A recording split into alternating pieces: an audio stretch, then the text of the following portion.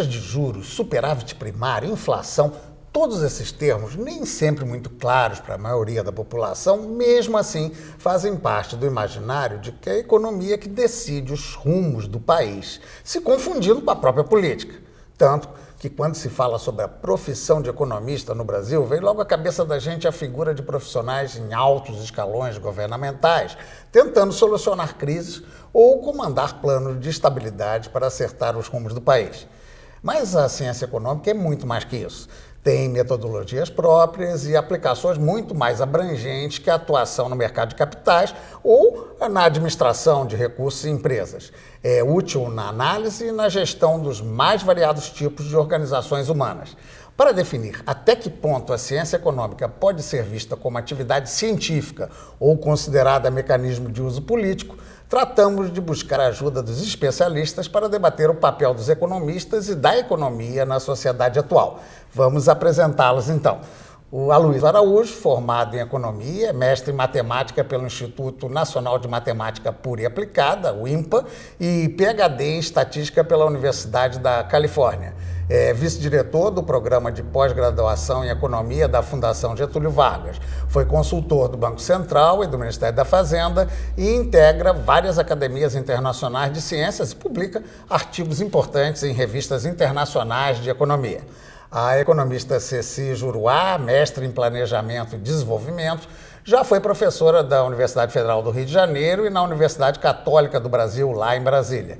E extremamente atuante nos órgãos representativos dos economistas, chegou inclusive a participar da fundação do Instituto de Economistas aqui do Rio, participa atualmente do Laboratório de Políticas Públicas da Universidade do Estado do Rio de Janeiro, a UERJ.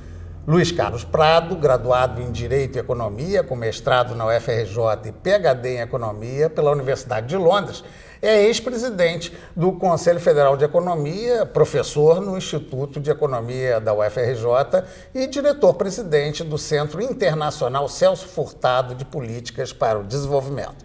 Bem, vamos começar pelo início. Aloysio, a gente pode dizer, economia é ciência? Eu acho que sim. Eu acho que cada vez a gente deve ser mais. Nós temos que ter certa humildade, nós estamos no meio de uma crise econômica importante, significa que nós não resolvemos todos os nossos problemas, talvez seja impossível resolver totalmente, mas nós fizemos muitos avanços importantes. Por exemplo, o Ricardo falou um modelo abstrato de um equilíbrio geral simples, digamos assim, mostrando a vantagem comparativa entre os países para especializações.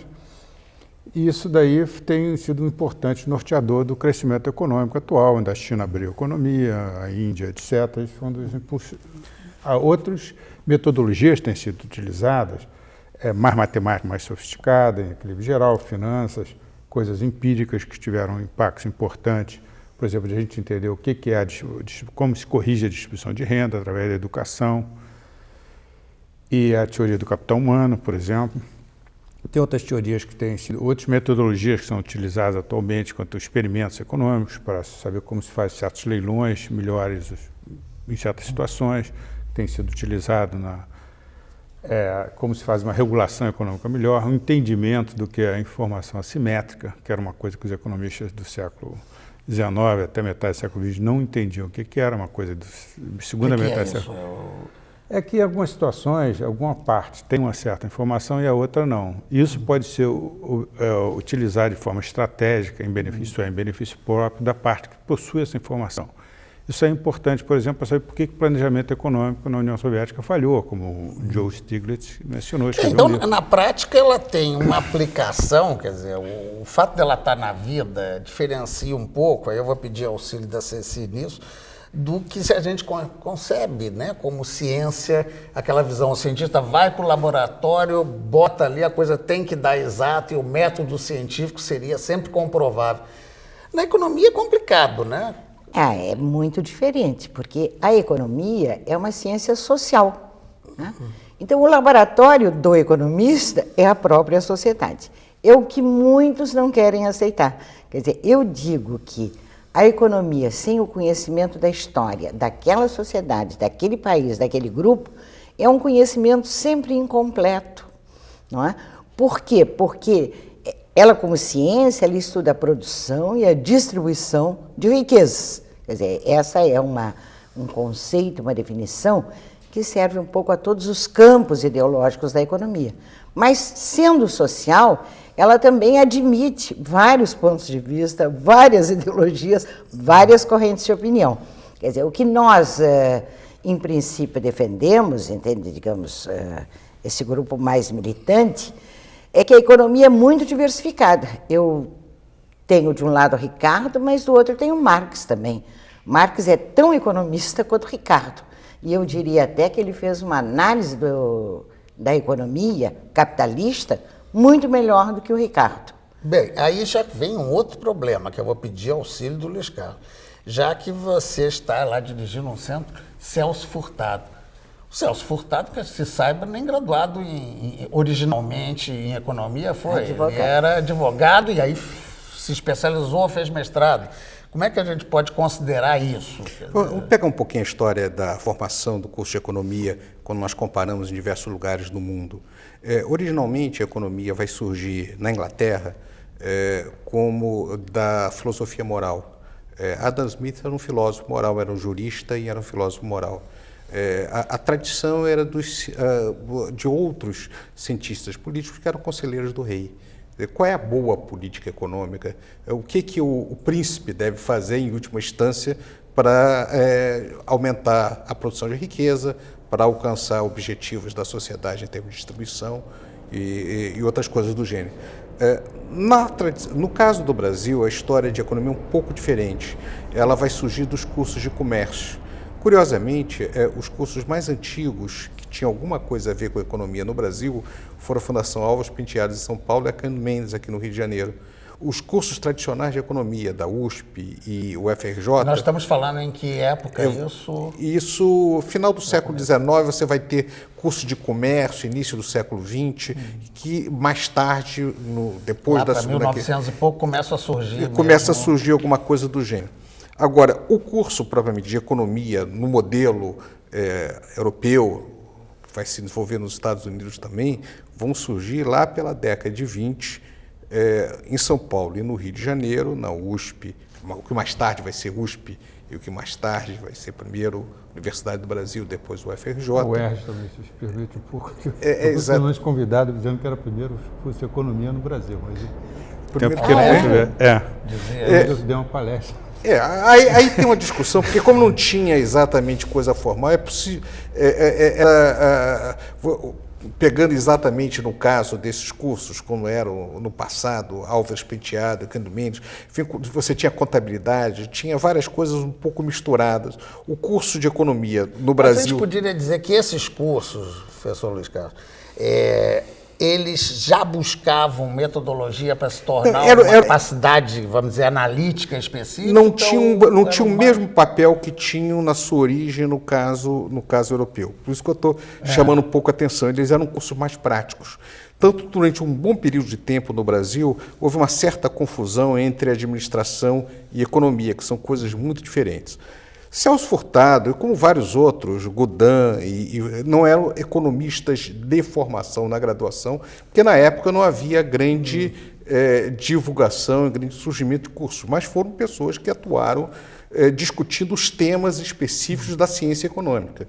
Já com a abordagem de tornar a ciência.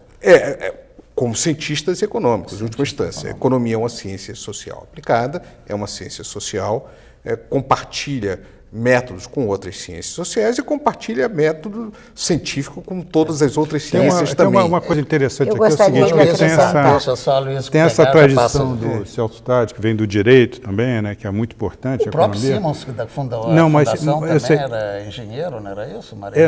Exatamente isso que eu ia fazer, tem um contraponto, né, porque também tem o grupo, que lá em São Paulo, associado à USP também, que estava mais vindo de engenharia. E aqui no Rio, principalmente, que já do Rebouças, ligado a Dom Pedro, que foram estudar engenharia nos Estados Unidos, que aprendiam um pouco de economia nas escolas de engenharias francesas, que trouxeram para o Brasil, da onde vem o Godin, o Simons e muitos outros. Quer dizer, ela vem de outras ciências, mas vem com metodologias diferentes também, algumas mais históricas, outras mais analíticas, que já existia no exterior. Você vai se configurando, quer dizer, e nessa configuração, você olha, quer falar o primeiro livro de economia é o livro do Visconde de Cairu, lá nas 2 primeiras décadas do século XIX.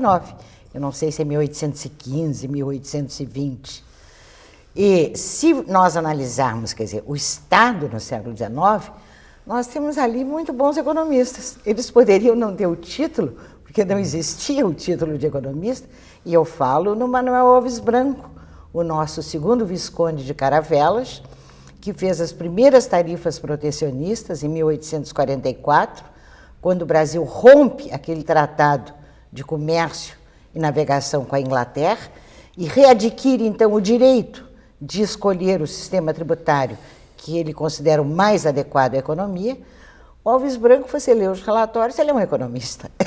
Ele considera as outras economias mundiais, a economia brasileira, qual será a repercussão das novas tarifas que ele propõe, e que não foi pouco, não. Ele passou de 15% para 60% as tarifas de importação, e com objetivos claramente, explicitamente protecionistas, estão lá nos relatórios. E quando entra nessa visão protecionista, já começa a misturar com a questão aplicada da política. Mas para a gente poder encerrar esse bloco, eu queria só dimensionar, não sei se o professor Luiz Carlos ou mesmo o professor Luiz tem essa dimensão. Sabe-se hoje em dia mais ou menos quantos profissionais formados em economia nós temos no país, aproximadamente?